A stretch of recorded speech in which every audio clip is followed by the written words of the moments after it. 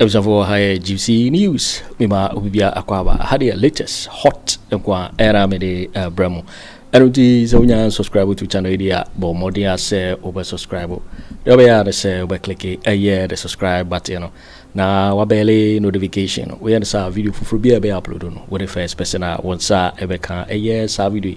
Afi we are na like video no give us a thumbs up na fi share ma wo foforo so na wenye bi hwe na wo hu ensemo a ekoso e wo Ghana memo hanum afi ntentemara yembura ye ensemo a abeto ye pno so uminti ye sankomo ya babeto je sa report mama yiti sansemo ye ekoso uminti the Department of Lotteries no at the bar National Lotto Authority Lottery Authority internet say no omo hwe lotto ne so no omo nya tumi a emremu no eta omo achi se omo betimi di aye den aye aduma na se na me kirekire mu kane no lotto eye marketing enti as a marketer me so me background eye marketing okay se abai kura ade a na sabi opese woton a abai na betimi afa sales agents se monkoton mame na mum abai hwe se sales agency a yekoform yi no kura no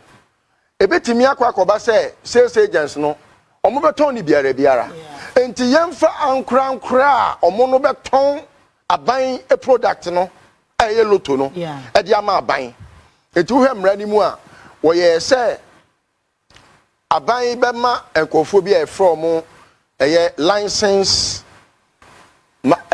marketing companies okay enti no omo no aban be ma omo tumi krata e kire se omo no kwa akoton eye lotto na aban eye aban dia no okay enti fa ne se me kane no me na me ton everything Samsung okay e Ghana ha through an agency the mimi agency no bibia e fa eye sa adwumakuo ne product e be ba Ghana ha no me na me ton so na edi besi me na me kobo hu dawro okay ama mansan akotobi enti sa me kobo hu dawro na as an advertising agent no me bo hu dawro na amanfo koto a na ya mama sika botini bia eno ye commission a ebi a woto ba ko bia no okay commission da so no ebi a yes oh ye be ma 10% it is all koto on 100 cedis a na just media wom 10 cedis it 100 cedis bia company ni benya bia no media wom 10 cedis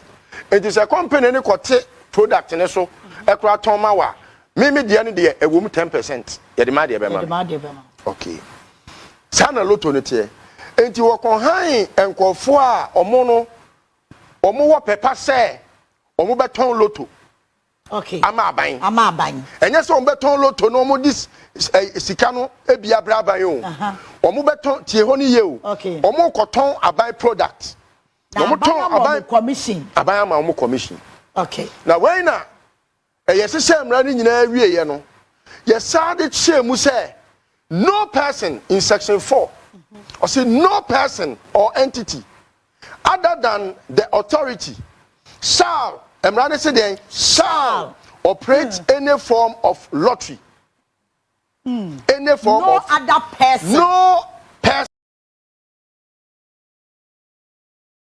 person or entity okay entity sign honase okay section 4 of act 722 no or say no person or entity other than the authority here the authority is National Lottery Authority shall operate any form of lottery enti say emranaka shall ya na say eye wo say eni kwan say enipakuo bi ana say nipa bi ana say adwumakuo bi eton lotto wa bra enye National Lottery Authority what I say nti ho na fast track 2021 nim ho in fact company na ye bonus udwetire no KGL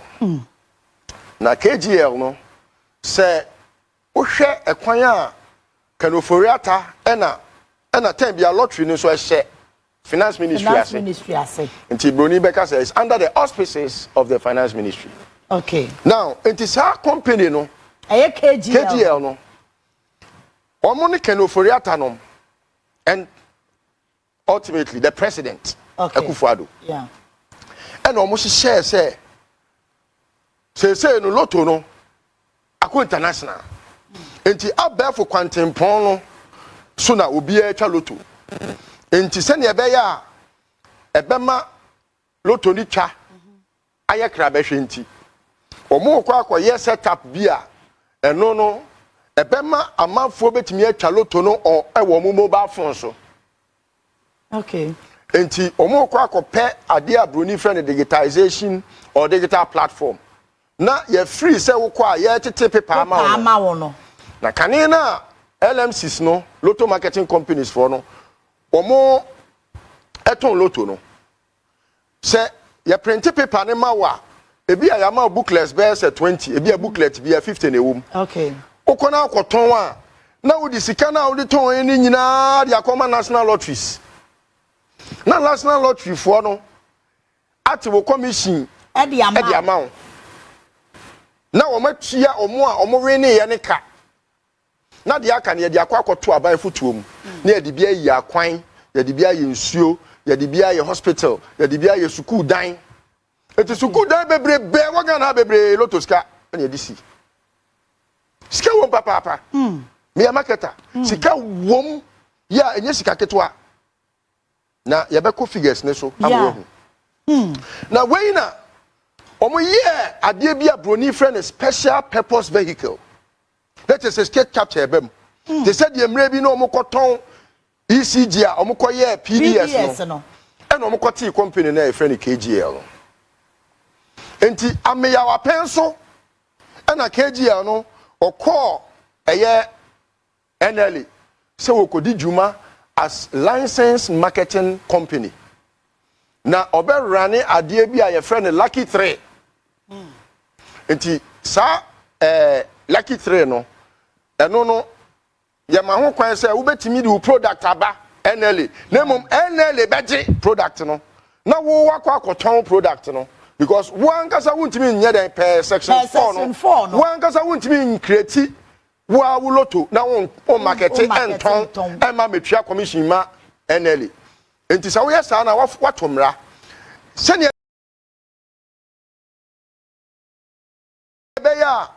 ye be man kran ho kwan ma mo so de innovative ideas abenti no ye bie ye pono say mo mfa mo lotto platform mre na ye oni na mo no mo kwaye marketing no mo kwaye marketing na ye beta mo achi wo mra mu na mo ton a ye ya de sika na mo so so magye mo mfa so ije no de ko ra NLA and Aremeyaw na Aremeyaw so no washase a oye nioma ebe sei company no Akufo Addo no omo di kan sei company no na ebedu baabi ni company ni nya mfaso enti NLA no edu baabi na onya mfaso because ni bibia wo ye bia no sei company no na additorate ne more se ne be ya Ghana for be kasa de na gudie ne mo fa ma ankran enti da bia no mo se da gu aban company no na afi omo di ama ankrankre yes ankrankre ne bemu a sika bebem eti ankrankre ne bemu a sika e wo se ebemu no na o ma hyeda ama sika ebem na omo no mom afa tire ehwia sika no enti de amu ye ne se okowura ho e na Aremeyaw ne di nkan sensan krata man tumi se obetimi aton ne Lucky 3 no na o sha ase na o ton KGL no na o sha ase na o ton ni nyina no na Ken Ofori-Atta no ne o ma ye kana na se ekwan bia so no aban national lotto na eye the flagship programmer and I say product aban di nyeska no ye be ya ni adane ama KGL etu hwe atete no e bia wo hwe TV bia memenda eduru ho a na ye say why is the lotto doctor not rich so he's a good Samaritan oh sa advert no ye wade bia eye the flagship programmer and product ma NLA Sadia ne ye frɛ no 590. Okay. Ye bo abana ye yimu enum ye bo from 1 to 90 and ye yimu num. Emunum no de wo a wo twa emunum ni mu bibia wo twa mienu o miensa wadi.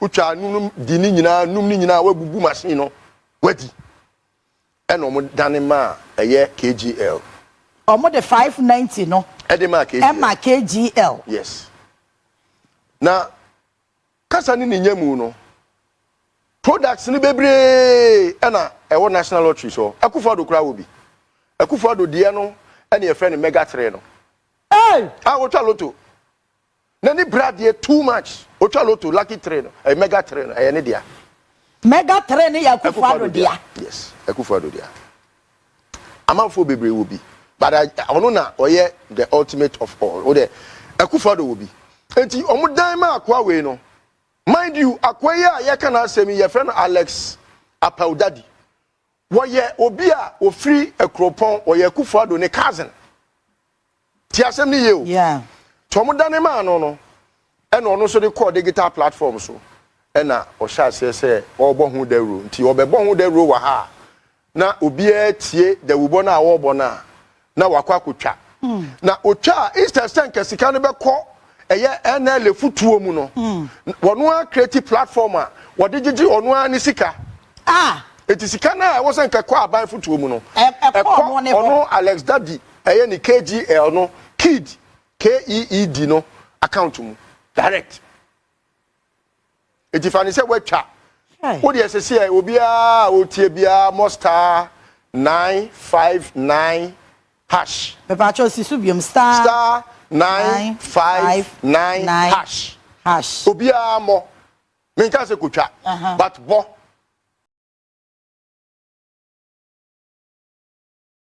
ana say so sofu create me twa bi because sofu nkonya ki oso man asore ma tu you say no sika na eba loto mu no tete no say I am more than 10 times eti obo star 959 hasha o de me nyina ayemo me pesa me bokra star 959 hash obo say obema welcome to NLA. Meanwhile NLA for ni na sign contract say omo as a the exclusive right of 959 no ana 590 no e de ama Alex Daddy. It is enka obo a any question can welcome to NLA neighbor. There was an eba ni say welcome to KGL 959 hash. It obo a o de beba. Welcome to NLA 590. Select a game. Monday noon rush 97. No, it's a play next game Monday special from 1:30 p.m. 8 draw results 9 terms and conditions. Okay. It's where NLA any. Now NLA so sign contract the ama Alex Daddy and then the KGL. It's way no omo di deceive public. Tia sem way yo. Omo di deceive public ne say lotto na wu cha no. NLA and NLA na echa. Way is the greatest deception akablemens akrama. Sa kwana no nam one treasure we nam one swa ade we o mayi nam one de na ye kit. Eti wo awucha lotto na bia no wucha ya sika na ekọ obi futuom eye Alex Daddy no KGL no futuom na ono abema aban bia na ono no aye kitina me se me ye configures ma ye mbehwe eho na ye mbehwe de yenko ni kakra sa ye kon numanu ma krom enti owie ya no na omo sign contract ne ma no wa ye adwuman enfie numuni 5 years it is any na Ghana ni so say ye dan ECG ama PDS no ono waje ade we kodem eti lotto a we channel for the last 5 years ni nyina no akwa we ne skare woni ho eti me maton sa frɛ BNI NIB maton sa frɛ Yoko say omume ndomu asuko because emra no o kan say shall wan ka say may yes shall there shall ayo she esan say ono pe NLA pe na owo that product e wo so oton o de wan kasa okoye manufacture say bia fa ne say na wo pese wo ye raffle kra wo ha keke na wan fa nko NLA woni aban be ko ahye na wo bia fa kwati kwan so say ono no e kwa akoye contract ya eno no be ma ono no pe ono ne company pe ene betimi aton loto wo Ghana ha until all the other licensed marketing companies ni nyina no say we yi o ma free mu say wo mu ntimi nton your friend is saying 590 ni biem 590 no na ni ncha say nyina no say out of the 90 no ye be yi mu 5 until na 5/90 what you say to 590 no wo no pe na eton na first no na eton no Saturday pe weekly lotto no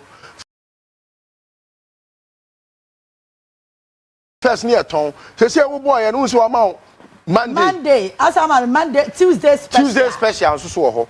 Was our Wednesday your friend midweek. And our Fortune Thursday. And also our Friday bonanza. Ni nyina no ono na eton. Kwasi adampo ya sorry dance enra omucha loto. Enra figures no. Uti ayembe show. It's over 8 million. It's over 8 million Ghana cedis.